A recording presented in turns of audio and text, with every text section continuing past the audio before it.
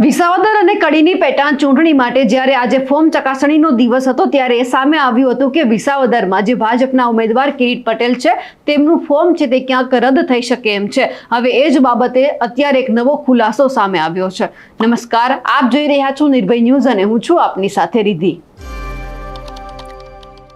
આજે વિસાવદર અને કડીની પેટા ચૂંટણી માટે જે રીતે ફોર્મ ચકાસણીનો દિવસ હતો અને એમાં એ સામે આવ્યું હતું કે જો કોઈ પણ જે ફોર્મ ભરવામાં આવ્યું છે એમાં ક્યાંય પણ ક્ષતિ દેખાશે તો એમનું ફોર્મ રદ કરી નાખવામાં આવશે। અને આજે સવારે સામે આવ્યું હતું કે જે ભાજપના ઉમેદવાર કિરીટ પટેલ છે તેમને જે ફોર્મ ભર્યું હતું તેમાં ઘણી બધી જગ્યા ઉપર ક્ષતિ હતી, એટલા માટે તેમનું ફોર્મ રદ કરવાની પણ માંગ કરવામાં આવી હતી। આમ આદમી પાર્ટીએ આક્ષેપ કર્યા હતા અને સાથે જ હવે એ પણ સામે આવ્યું છે જ્યારે પ્રાંત અધિકારી સીપી હારવાણી છે એમના દ્વારા એવી પણ વિગત આપવામાં આવી છે કે જે વિસાવદર ભાજપના ઉમેદવાર કિરીટ પટેલના ફોર્મમાં ગંભીર પ્રકારની જે ક્ષતિ સામે આવી હતી, જે આમ આદમી પાર્ટીએ આક્ષેપો કર્યા હતા તે મામલે તેમણે એવું કહ્યું છે કે તેમનું જે ફોર્મ છે તે અત્યારે માન્ય રાખવામાં આવ્યું છે, પરંતુ એમની સાથે જે બીજા 3 ડમી ઉમેદવાર હતા, જે 3 ડમી ફોર્મ ભરવામાં આવ્યા હતા તેમનું જે ફોર્મ છે તે રદ કરવામાં આવ્યું છે। કારણ કે જે રીતે આજે સવારે સામે આવ્યું કે ભાજપના ઉમેદવાર કિરીટ પટેલના ફોર્મમાં કંઈક ક્ષતિ સામે આવી છે અને એ જ બાબતે અત્યારે જે આ પ્રાંત અધિકારી છે તેમણે એવું કહી દીધું છે કે ભાજપ ઉમેદવાર કિરીટ પટેલનું ચૂંટણી ફોર્મ છે તે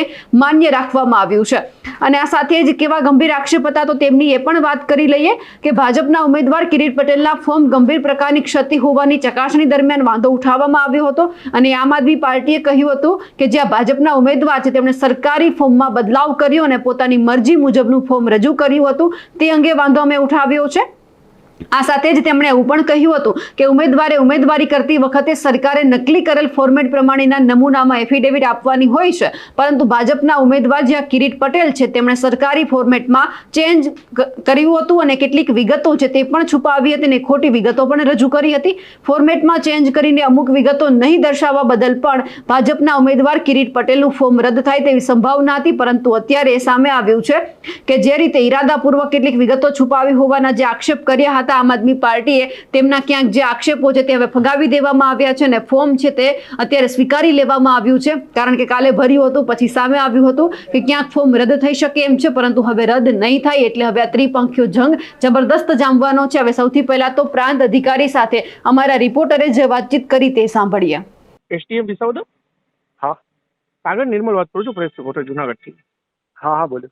મેં તો સર એક પેલા કિરીટભાઈ પટેલના ફોર્મમાં કંઈક આક્ષેપો થયા છે કે એમાં ગેરરીતિ થયેલી છે? ના એકલા એમના નહીં, નોમિનેશન દરમિયાન તો સ્ક્રુટિની દરમિયાન દરેકના ફોર્મમાં થાય।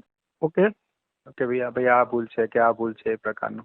ઓકે હા, તો એમાં શું થયું છે, અપડેટમાં શું છે? ના અમે જસ્ટ કહીએ છીએ તમને, અમે ડિસિઝન તો સ્ક્રુટિની દરમિયાન તો આપી દીધેલું છે કે ભાઈ અમે ફોર્મ માન્ય રાખીએ છીએ અને ખાલી 3 જ ફોર્મ રિજેક્ટ થયા છે, પણ એમનું જે મુદ્દા હતા એમનું લેખિતમાં અમે એમને રિપ્લાય ફાઇલ કરીએ છીએ। ઓકે, એટલે અત્યારે કિરીટભાઈ પટેલનું ફોર્મ અવેલેબલ છે અને બાકીના એ સિવાયના 3 બીજા છે જે 3 એટલે એ તો જે મેઇન પક્ષના ડમી ઉમેદવાર હતા એમના જ ખાલી મેઇન પક્ષના ઉમેદવારનું મેઇન કેન્ડિડેટનું માન્ય થયું હોય એટલે બાકી તો બધાના માન્ય છે।